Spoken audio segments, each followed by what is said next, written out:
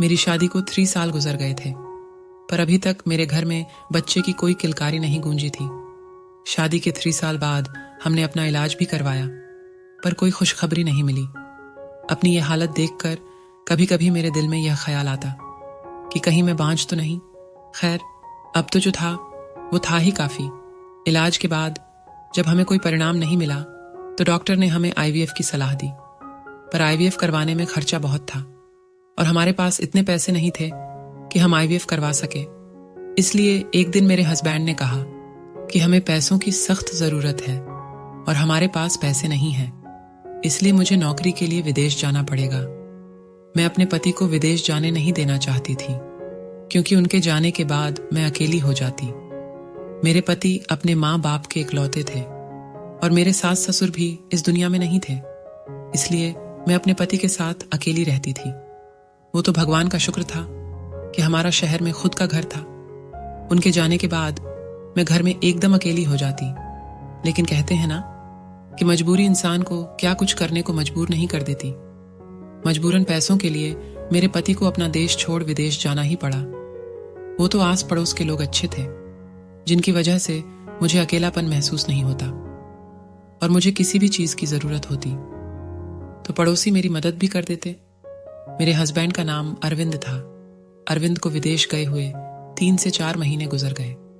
एक दिन अचानक मेरी बड़ी बहन का फोन आया। मेरी बड़ी बहन मुझसे उम्र में काफी बड़ी थी। उनके बच्चे लगभग मेरे ही हम उम्र के थे। उन्होंने मुझसे कहा कि उनका बेटा तरुण पढ़ाई के लिए शहर जा रहा है। लोगों ने हॉस्टल में रहने की सलाह दी, पर मैं चाहती हूं कि अगर तुम्हें और तुम्हारे पति को कोई एतराज नहीं हो तो मेरे बेटे तरुण को तुम अपने पास रख लो, क्योंकि हॉस्टल का खर्चा भी ज्यादा है और हॉस्टल में रहने से बच्चे बिगड़ जाते हैं। तुम्हारे पास रहेगा तो सुरक्षित रहेगा, और तुम तो उसकी मौसी हो, और मौसी तो माँ समान होती है। वह तुम्हारे साथ रहेगा तो मुझे उसकी फिक्र नहीं होगी। तरुण के आने की खबर सुनकर मैं बहुत खुश हुई, पर अब मुझे अपने पति के इजाजत की जरूरत थी। जब यह बात मैंने अरविंद को बताई तो उन्हें भी कोई एतराज नहीं हुआ, बल्कि उन्होंने तो कहा कि तुम अकेले रहती हो, तरुण आ जाएगा तो तुम्हारा दिल भी लगा रहेगा और मैं भी सुकून से यहाँ पर काम कर पाऊंगा। जब मुझे अरविंद की तरफ से इजाजत मिल गई तो यह बात मैंने अपनी बड़ी बहन को बताई। वह भी बहुत खुश हुई। अगले 1-2 दिनों में तरुण हमारे साथ रहने आ गया। तरुण के आ जाने से मुझे घर में अच्छा लगने लगा, नहीं तो अरविंद के जाने के बाद ये पूरा घर मुझे काटने को दौड़ता था।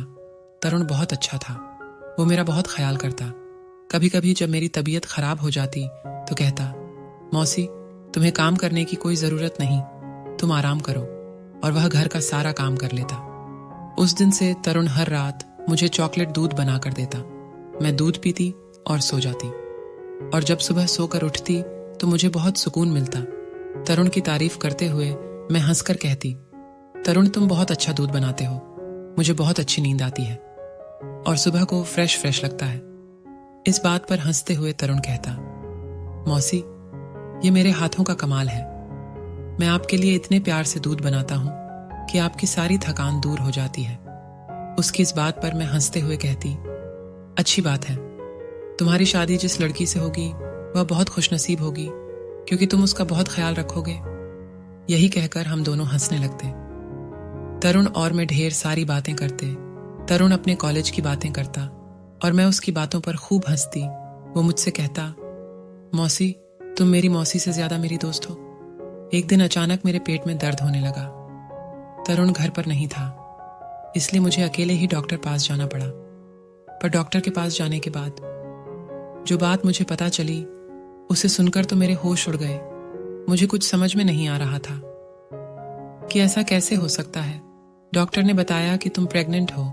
डॉक्टर के मुंह से प्रेगनेंसी की खबर सुनकर मैं हक्का बक्का सी रह गई कि आखिर यह सब कैसे हो सकता है। मैंने डॉक्टर से कहा, डॉक्टर लगता है आपको कोई गलत फहमी हुई होगी, मैं प्रेग्नेंट कैसे हो सकती हूँ। डॉक्टर ने मेरे सामने प्रेगनेंसी की रिपोर्ट रखते हुए कहा, क्यों अभी तक तो आप इसी चीज का ट्रीटमेंट करवा रही थी, और जब प्रेग्नेंट हो गई है तो आप भगवान का शुक्र करने की बजाय परेशान हो रही है। अपने प्रेगनेंसी की रिपोर्ट देखकर मैं बदहवास सी खड़ी थी। मुझे नहीं पता था कि शादी के इतने दिनों बाद मेरी जिंदगी में इतना बड़ा तूफान आ जाएगा। रिपोर्ट देखकर उस वक्त मैंने डॉक्टर से कुछ कहा नहीं और रिपोर्ट लेकर मैं डॉक्टर के क्लिनिक से बाहर निकल आई। पर मेरे आंखों में ढेर सारे आंसू थे कि आखिर ऐसा कैसे हो सकता है। मेरे और तरुण के अलावा उस घर में तीसरा और कोई नहीं था। फिर मैं प्रेग्नेंट कैसे हो गई? यह सब सुनकर ना चाहते हुए भी मेरा दिमाग तरुण की तरफ जा रहा था। फिर भी मेरा दिल यह मानने को तैयार ही नहीं था कि तरुण मेरे साथ ऐसा कुछ कर सकता है। वह तो मेरी सगी बहन का बेटा था। मैं तो उसके लिए उसकी मां समान थी। फिर वो मेरे साथ ऐसा कैसे कर सकता है? मेरा दिल इस बात के लिए गवाही ही नहीं देता। पर हकीकत तो मेरे सामने थी। यही सब सोचते विचारते किसी तरह मैं अपने घर पहुंच गई। घर आते आते शाम हो गई थी। तरुण घर पर आ गया था। मैंने दरवाजे का डोर बेल बजाया तो तरुण ने दरवाजा खोला। तरुण मुझे देखकर मुस्कुराया और कहा, मौसी कहाँ चली गई थी? मैं आपके लिए कब से परेशान था। फोन लगा रहा था तो आपका मोबाइल स्विच ऑन ऑफ बता रही थी। मैं घर के अंदर आई तो वो मेरे पीछे पीछे आता हुआ ये सारी बातें कह रहा था। उसने मुझे पानी और चाय का पूछा, पर मैंने उसके एक भी बातों का कोई जवाब नहीं दिया। वह मुझे एक आंख भी नहीं भा रहा था। मुझे उससे नफरत होने लगी थी। तरुण ने कहा, मौसी आप मेरी बातों का जवाब क्यों नहीं दे रही? मैंने कहा, मुझे कुछ नहीं चाहिए, मेरी तबीयत ठीक नहीं है, मुझे अकेला छोड़ दो। यही कहते हुए मैं अपने कमरे में चली गई और अपने कमरे का दरवाजा बंद कर लिया और अपने प्रेगनेंसी की रिपोर्ट को दराज में रख दिया और अपने बेजान वजूद को लेकर बिस्तर पर बैठ गई। मेरी सोचने समझने की क्षमता खत्म हो चुकी थी, क्योंकि तरुण मेरा सगा भांजा था, मेरी सगी बहन का बेटा। मैं उसके बारे में ऐसा सोच भी नहीं सकती थी। मैं अपने भाई बहनों में सबसे छोटी थी और तरुण की माँ सबसे बड़ी बहन थी। जब तरुण की माँ की शादी हुई तो उस वक्त मेरी उम्र लगभग 8 साल थी और तरुण जब पैदा हुआ तो मैं 10 साल की थी। मुझे अपनी बहन की परवरिश पर बिल्कुल शक नहीं था। वो अपने बेटे तरुण को ऐसी परवरिश दे ही नहीं सकती थी। लेकिन जो रिपोर्ट मेरे हाथ में थी उससे सारा शक तरुण पर ही जाता था, क्योंकि मेरे और तरुण के अलावा घर में कोई तीसरा था ही नहीं। मैं अपना सर अपने दोनों हाथों में लेकर बैठ गई। फिर मुझे याद आया कि पिछले कई दिनों से तरुण मुझे दूध बना कर देता है और मुझे बहुत अच्छी नींद भी आती है। क्या तरुण दूध में मुझे नींद की दवाइयां देता होगा और मेरे सोने के बाद? ये सब सोचते हुए मैं फूट फूट कर रोने लगी और रोते रोते सोच रही थी कि क्या सगे रिश्ते इतने मतलबी होते हैं कि हवस के आगे कुछ भी नजर नहीं आता। मैं उसकी मौसी थी, यानी कि माँ उसके माँ की सगी बहन, मतलब माँ जैसी ही हुई। वह कैसे मेरे बारे में ऐसा सोच सकता था? आखिर उसका दिल इस गुनाह के लिए राजी कैसे हुआ? मैं बस रोए जा रही थी। मुझे कुछ समझ में नहीं आ रहा था। ये सब जानने के बाद मेरे ऊपर क्या बीत रही थी, इसका अंदाजा कोई लगा भी नहीं सकता था। मुझे याद आने लगा कि जब वो बचपन में मेरी बड़ी बहन के साथ आता तो आते ही मेरी गोद में आ जाता और अपनी तोतली जुबान से मुझे मौसी कहने की बजाय माझी माझी कहकर बुलाता। उसके इस बात पर मैं खूब हंसती। यहाँ आने के बाद उसे देखकर कभी ऐसा नहीं लगता था कि वो मेरे साथ ऐसी घटिया हरकत भी कर सकता है। मैं इन्हीं सोचो मैं गुम थी कि तरुण मेरे कमरे के दरवाजे पर दस्तक देते हुए अंदर आ गया। मैंने देखा उसके हाथ में दूध का गिलास था। वो मेरे लिए चॉकलेट दूध बनाकर लाया था। वो बड़े नॉर्मल अंदाज में बेड पर आकर बैठ गया। उसके बेड पर बैठते ही मैं घबरा कर खड़ी हो गई, जैसे ना जाने वो मेरे साथ क्या कर देगा। मेरा ये बर्ताव देखकर उसने बड़ी हैरानगी से पूछा, क्या बात है मौसी, आप इतनी घबराई हुई क्यों हैं? सब ठीक तो है? ये लीजिए दूध पीजिए और आराम करिए। तरुण ने दूध का गिलास मेरी तरफ बढ़ाया। मैंने दूध का गिलास लेकर साइड टेबल पर रख दिया और सख्त लहजे में कहा, मेरी तबीयत कुछ ठीक नहीं, तुम यहां से जाओ, मुझे नींद आ रही है। मेरे सख्त लहजे से वो थोड़ा घबरा गया। उसने पूछा, क्या बात है मौसी, आप इस तरह क्यों बोल रही है? उसकी ये हरकत देखकर मुझे उस पर बहुत गुस्सा आ रहा था। मैं सोच रही थी कि इतना बड़ा गुनाह करने के बाद ये मेरे सामने कैसे कैसे ड्रामे कर रहा है।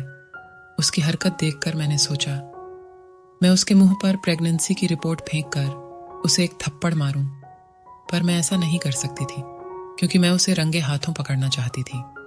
मैंने अपने गुस्से को संभालते हुए कहा, तुम जाओ, मैं सोना चाहती हूँ। मेरे इतना कहने पर वह बेड से उठकर बाहर जाने लगा। जाते हुए उसने कहा, ठीक है, मैं जा रहा हूँ, लेकिन दूध जरूर पीजिएगा, इससे आपको अच्छी नींद आएगी और आपकी तबीयत भी ठीक हो जाएगी। फिर से दूध पीने की जिक्र करके वो कमरे से बाहर निकल गया। मैं यही तो जानना चाहती थी कि यह दूध पिलाकर वो मेरे साथ आखिर कौन सा घिनौना खेल खेल रहा है। उसके जाते ही मैंने उस दूध के गिलास को लिया और खिड़की से बाहर फेंक दिया और कमरे का लाइट बंद करके सो गई। पर मैं नींद में नहीं सोई थी। मुझे उस वक्त का इंतजार था कि तरुण मेरे कमर में आखिर कब आता है। पर 1 घंटा गुजर गया, तरुण मेरे कमरे में नहीं आया और मुझे अब नींद भी सताने लगी थी। मुझे लगा कि शायद तरुण को शक हो गया है कि मैं सोई नहीं हूं। मेरे साथ इतना कुछ हो जाने के बाद अब मैं सहम गई थी। अब मैं दोबारा ऐसी कोई भी गलती नहीं करना चाहती जिससे मेरे साथ कुछ भी गलत हो। अब मैंने सोच लिया था कि सुबह मैं उठकर तरुण से कह दूंगी कि तुम अपने रहने का ठिकाना कहीं और ढूंढ लो। ये सब सोचने के बाद मैंने कमरे का दरवाजा अंदर से बंद किया और गहरी नींद में सो गई। पर सुबह जब मेरी आंख खुली तो मेरे कमरे का दरवाजा बहुत तेज धड़ाया जा रहा था। मैं घबरा कर उठी और अपने कमरे का दरवाजा खोला तो सामने तरुण को देखा। उसका चेहरा गुस्से से लाल था। उसने गुस्से में कहा, आपने दरवाजा क्यों लॉक किया था? उसका रोब जमाकर मुझसे यूं पूछना मुझे तबाह करके रख दिया। वो होता कौन है मुझसे इस लहजे में बात करने वाला? उसे तकलीफ इस बात की थी कि उसका रास्ता मैंने बंद कर दिया। जो गुनाह वह मेरे साथ करने वाला था, शायद उसकी तलब ना पूरी होने पर वह यूं उखड़कर मुझसे बात कर रहा था। मैंने कहा, तुम होते कौन हो मुझसे ये पूछने वाले? मेरे बुलंद और सख्त लहजे पर वो कुछ हैरान हुआ था और फिर नरम लहजे से बोला, मौसी, रात में आपकी तबीयत खराब थी, इसलिए मुझे आपकी फिक्र थी। मैं कब से दरवाजा खुलवाने की कोशिश कर रहा था, पर जब आपने दरवाजा नहीं खोला तो मैं परेशान होकर दरवाजा पीटने लगा कि कहीं आपकी तबीयत कुछ ज्यादा ना खराब हो गई हो। मुझे उसकी झूठी फिक्रमंदी और दिखावे की परेशानी देखकर उस पर गुस्सा आने लगा। मैंने गुस्से में कहा, तुम्हें मेरी फिक्र करने की कोई जरूरत नहीं। यही कहते हुए मैं अपने कमरे से निकली और अपनी एक सहेली के घर चली गई। मेरे पड़ोस में मेरी ही हम उम्र मेरी एक सहेली रहती थी। मैं उससे अपने मन की सारी बातें शेयर करती, पर यह बात मैं उससे कैसे बता सकती थी? पर मेरी मजबूरी थी। मुझे किसी न किसी को तो अपने अबॉर्शन के लिए साथ ले जाना था, क्योंकि मेरे पति अरविंद अगले महीने आने वाले थे और अगर मेरी प्रेगनेंसी ज्यादा दिन की हो जाती तो मेरा अबॉर्शन भी नहीं हो सकता था। इसलिए मुझे जल्द से जल्द अबॉर्शन करवाना था। मैंने अपनी सहेली को अपने प्रेगनेंसी की बात नहीं बताई। सोचा अस्पताल जाकर बताऊंगी। मैंने उससे कहा, मेरी कल डॉक्टर के साथ अपॉइंटमेंट है, मेरी तबीयत कुछ ठीक नहीं, तुम्हें मेरे साथ चलना होगा। उसने कहा, ठीक है। उस दिन मैं पूरा दिन अपनी सहेली के घर पर ही रुक गई। वहीं पर खाना खाया और आराम भी किया। मैंने अपनी सहेली से झूठ बोला कि तरुण घर पर नहीं है और मेरी तबीयत भी ठीक नहीं, इसलिए मुझे अच्छा नहीं लग रहा। मेरी तबीयत ठीक नहीं है और तरुण भी घर पर नहीं। यह सब जानने के बाद उसने खुद ही मुझे अपने घर पर रोक लिया था। अगले दिन हम दोनों डॉक्टर के पास जाने वाले थे, पर जब मैं उधर से अपने घर आई तो मेरे साथ कुछ ऐसा हुआ जिसे देखकर तो मेरी जान सूली पर लटक गई। मैंने देखा घर पर मेरे पति अरविंद आए हुए थे। वो मुझे देखते ही अपने गले से लगा लिए और कहने लगे, अब बताओ कैसा लगा मेरा सरप्राइज? मैं कब से तुम्हारा इंतजार कर रहा था, तुम्हारा फोन भी नहीं लग रहा था, कहां पर थी तुम? उनसे लिपट कर मैं फूट फूट कर रोने लगी और सोचने लगी कि अब क्या होगा, मेरा अबॉर्शन कैसे होगा।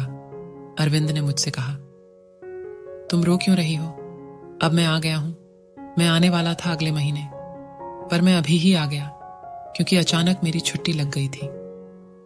मैंने तुम्हें इसलिए नहीं बताया क्योंकि मैं तुम्हें सरप्राइज देना चाहता था। उस वक्त मैंने अपने अंदर छुपे हुए दर्द को किसी तरह संभाला और ना चाहते हुए भी अरविंद के साथ मुस्कुराई। मैंने किसी तरह रात का खाना बनाया। खाना खाने के बाद तरुण अपने कमरे में सोने चला गया और मैं और अरविंद अपने कमरे में। अरविंद बहुत थके हुए थे। वो थोड़ी बहुत मुझसे बातें किए और फिर सो गए। पर मुझे पूरी रात नींद नहीं आई। मैं इसी सोच विचार में थी कि कल मैं अबॉर्शन के लिए कैसे जाऊंगी। कल क्या अब तो मैं किसी भी दिन अबॉर्शन कैसे कराऊंगी, क्योंकि अब तो अरविंद आ गए हैं।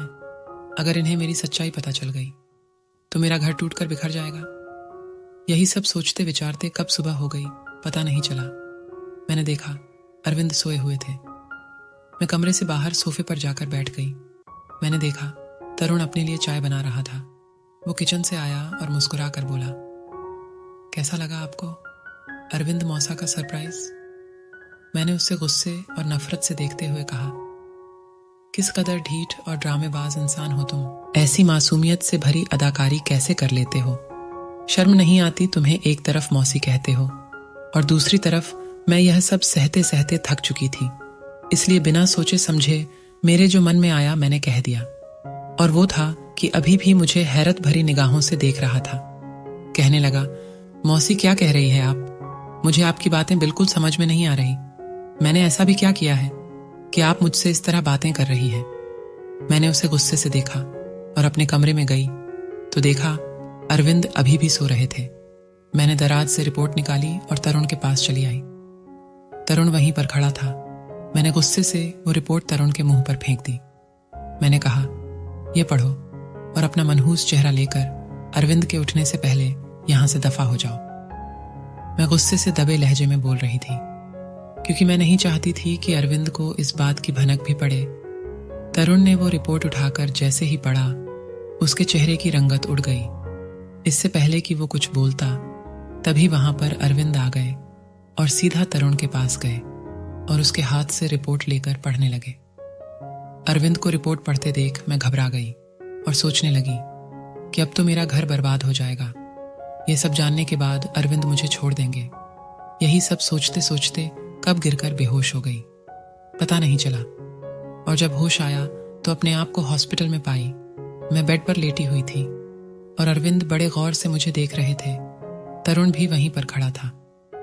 अरविंद को देखते ही मैं रोते हुए कहने लगी, अरविंद, इसमें मेरा कोई कसूर नहीं है। तरुण ही दूध में मुझे नींद की गोलियां देता था। भगवान के लिए मुझे छोड़िएगा मत। मैं आपसे बहुत प्यार करती हूँ, आपके बिना नहीं रह सकती। मेरी बात सुनकर अरविंद मेरे पास आए और मुझे गले से लगा लिया और कहा, तुम इतनी परेशान क्यों हो रही हो? मैं तुम्हें कभी नहीं छोड़ूंगा। मैंने तुम्हारे सारे टेस्ट नए सिरे से करवाए। तुम प्रेग्नेंट नहीं हो। शायद किसी और की रिपोर्ट तुम्हारे रिपोर्ट के साथ बदल गई थी। ना तुम गुनहगार हो और ना ही तरुण ने तुम्हारे साथ कुछ गलत किया है। तरुण तुम्हारे साथ ऐसा नहीं कर सकता। तरुण की नजर जब मुझ पर पड़ी तो मैंने देखा वो रो रहा था। मुझे देखते ही वो मेरे पास आया और मुझसे कहने लगा, मौसी, आपने ऐसा सोच भी कैसे लिया कि मैं आपके साथ ऐसा कर सकता हूं? मुझे अपनी माँ और आप में कभी कोई फर्क नजर नहीं आया। मैंने आज तक किसी लड़की को नजर तक उठाकर नहीं देखा, तो आप तो मेरी माँ समान हैं। वो रो रो कर सारी बातें कह रहा था। डॉक्टर और नर्स की लापरवाही की वजह से रिपोर्ट की अदला बदली ने मुझे अपने भांजे के सामने शर्मिंदा करके रख दिया था। क्या क्या मैंने अपने भांजे के खिलाफ नहीं सोच लिया था? दोस्तों, वीडियो कैसा लगा कमेंट करके जरूर बताएं, और हाँ, वीडियो को लाइक और चैनल को सब्सक्राइब जरूर करें। दोस्तों, मेरे भाई के चैनल को भी सब्सक्राइब कर देना, लिंक डिस्क्रिप्शन में है।